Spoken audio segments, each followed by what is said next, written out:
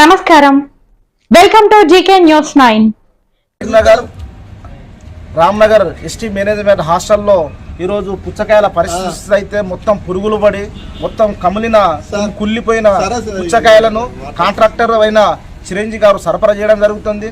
20 కిలోలని చొప్పున పంపిస్తే కేవలం ఇప్పుడు తూకం మీద పెడితే కేవలం 12-13 కిలోలు మాత్రమే వస్తుంది. కూరగాయల్లో కూడా కరెక్ట్ ఏ తూకంలో కూడా సరిగ్గా లేదు. అలాగే కాంట్రాక్టర్ అయిన క్యాటరింగ్ ఆ కాంట్రాక్టర్ను కూడా మార్చాలి.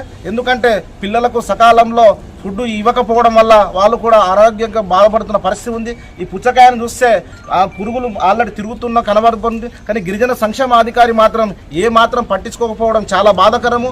జరిగిన విషయాన్ని సంక్షేమ అధికారి దృష్టికి తీసుకోకపోతే కనీసం ఫోన్ కూడా లిఫ్ట్ చేయని పరిస్థితి కనబడుతుంది.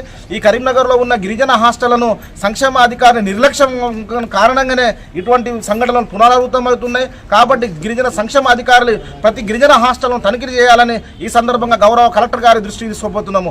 ఇదే కాంట్రాక్టర్ అయిన చిరంజీవి గత 2 సంవత్సరాల నుంచి కూరగాయల కాంట్రాక్టరు చిరంజీవి చెప్పినా కూడా మీరు ఏం చేసుకుంటారో చేసుకోపని విద్యార్థులకు సమాధానం చెప్తున్న పరిస్థితి ఈరోజు కనబడుతుంది.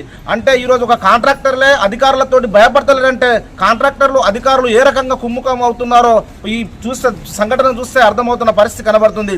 కాబట్టి ఇప్పటికైనా గౌరవ కలెక్టర్ తక్షణమే రామ్నగర్ మేనేజ్మెంట్ హాస్టళ్లను తనిఖీలు నిర్వహించాలి. దీంతోపాటు కరీంనగర్లో ఉన్న అన్ని గిరిజన హాస్టళ్లను తనిఖీలు నిర్వహించి నిరుపేదలైన గిరిజన విద్యార్థులకు నాణ్యమైన భోజనం అందించే విధంగా జిల్లా కలెక్టర్ గారు కృషి చేయాలని ఈ సందర్భంగా మేము కోరుతున్నాము.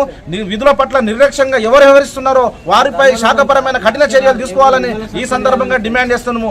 లేని పక్షంలో కలెక్టరేట్ ముందు ఆందోళన కార్యక్రమాలు చేయడానికి విద్యార్థులతో సన్నద్ధమవుతున్నట్లు ఈ సందర్భంగా తెలియజేస్తున్నాము. Hi, this is Neha Shetty. Please subscribe to GK News. Hi everybody, subscribe to GK News.